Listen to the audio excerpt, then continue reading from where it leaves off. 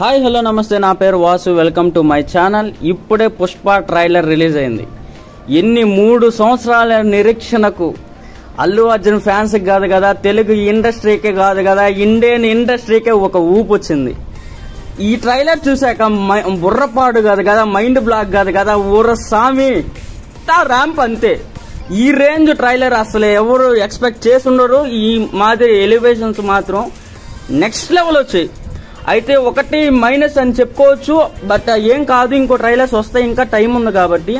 Story leak చేయలేదు కానీ mass elevations ఇచ్చారు, ఎన్ని డైలాగులు వదిలేరు, ప్రతి ఒక్కరిని ఇంట్రడక్షన్ చేశారు. సినిమా మాత్రం నెక్స్ట్ లెవెల్ ఉండబోతుంది, ఖచ్చితంగా 1000 కోట్లు దాటబోతుందని మాత్రం ఒకటి హైలైట్ గా నిలిచిపోయింది. ఇందులో మెయిన్ గా కొన్ని డైలాగులు ఉన్నాయి బాసు. పుష్ప అంటే ఫైర్ కాదు, ఫ్లవర్ కాదు, వైల్డ్ ఫైర్.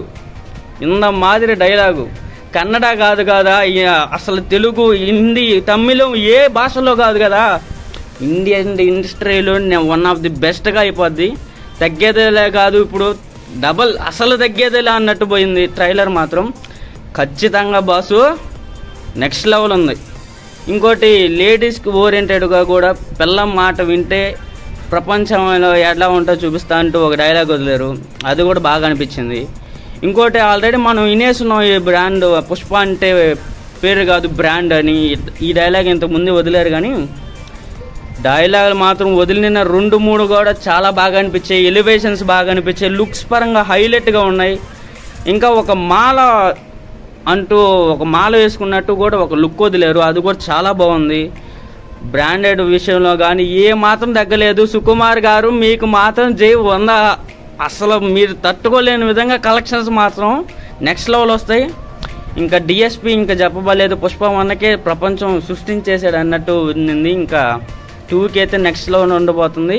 ఓకే గాయ్స్, మీకు ఎలా అనిపించిందో ఒకసారి కామెంట్ చేసేయండి.